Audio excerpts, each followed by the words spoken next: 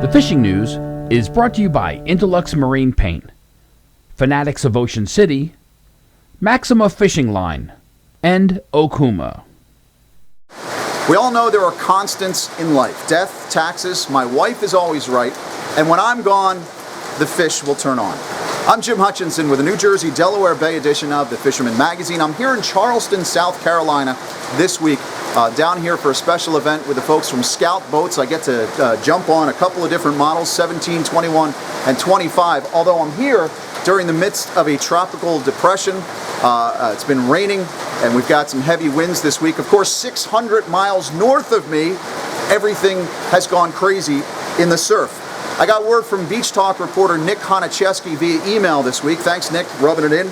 He says Jersey mullet run is on, albies all over. We've got the first photos coming in as well. I'm getting messages from text and email, Facebook, including Sal Padovano here, who had a nice albacore, a false albacore, in the wash, what it looks like the Ocean County surf. Again, those deadly dicks, the tsunami slim waves, and the crippled herring, all great imitations. Lighten that tackle up, try to use as little terminal tackle as possible when you're chasing those little tuna in the surf, if you will. Of course, if you're out on the boat, the Clark spoons and the feathers, always a great opportunity to score on those lumps. Avalon Hodgepodge lets us know that the first albacore and also mahi have shown up along the Sea Isle Ridge and also at the 5 Fathom Bank. The funny thing is, down in South Jersey, the surfcasters, we don't get as many opportunities for those surf albies. It's more out on those inshore lumps, where the false albacore from Long Beach Island north, especially up to what we affectionately refer to as Albacore Alley in Sandy Hook, great opportunities to score. Now be sure to check out Alan Riley's article. It's in the September edition of the Fisherman magazine, our surf special.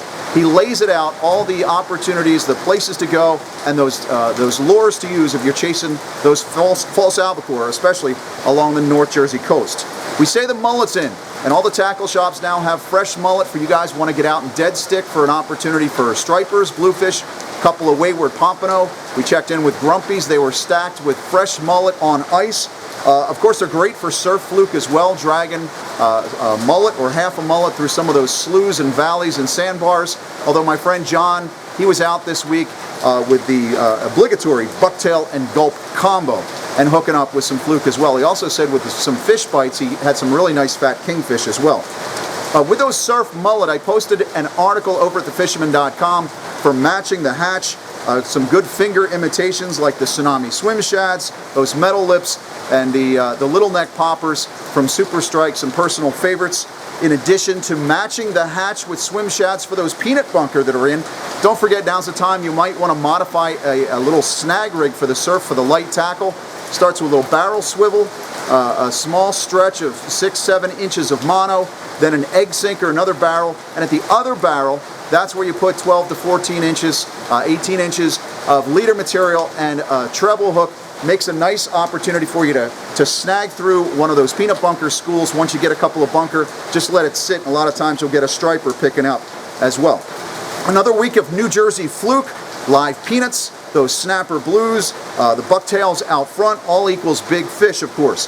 Ronnie had his limit before noon on Tuesday while fishing on the Mary M4 out of Barnegat Light, while Hugh Toll hit a monster on the Skylarker on Wednesday, 11.2 pounds. It was actually one of 2 doormats brought in aboard the Skylarker this week.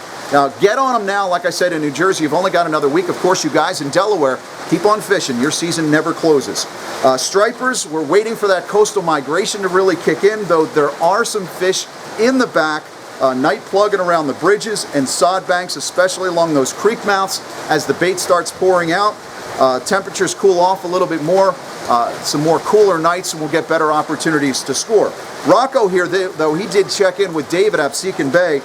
He had a 10.5 pounder that took a lazy eel on a South Jersey river. So hopefully that back bay and river action turns on a little bit better this year than it has in years past. Offshore guys like Alan on the Mushin say the offshore chunk bite is really heating up. So if you're looking to get out there on the Hudson or the Toms or the Lindy for that annual meat trip, now's the time to start thinking about those trips to the edge. Don't forget, folks, if you're going out there on that offshore trip, don't forget to bring those yellowfin and mahi home to weigh in at one of those participating tackle shops for the Fisherman's Dreamboat Contest. Now, we've got a couple of guys that are hitting those offshore categories really hard, weighing in multiple fish from mahi and yellowfin. Don't be left out. If you're heading offshore, bring those fish back. Hold on to the idea of cleaning at the table just a little while longer until you get weighed in, and you could score in that Fisherman Magazine Dreamboat Contest. Then again, the Monster Blues have also arrived. If you're looking for a Dreamboat entry, Sly Turner of Morristown hit a pool this past weekend aboard the Big Jamaica, 24 pounds. And that one also was brought back to a shop to weigh. I'm looking forward to finding out if that's on the Dreamboat category under bluefish. That would be the #1 bluefish if it was. Congratulations to Jimmy Massimino. He weighed in a monster triggerfish earlier this week over at Fisherman's Den in Belmar. We're expected to have a brand new New Jersey state record triggerfish. I have all the details of that in next week's edition of the Fisherman Magazine. Also, congratulations to Mayetta, New Jersey native Martin Truex. After winning the Southern 500 in Darlington a couple of weeks ago, the Southern graduate takes third at Richmond and then takes time to fish for stripers. I'm actually guessing that Martin was out with Captain Adam Shearer up off Massachusetts hitting those striped bass and tuna because they're mixed together.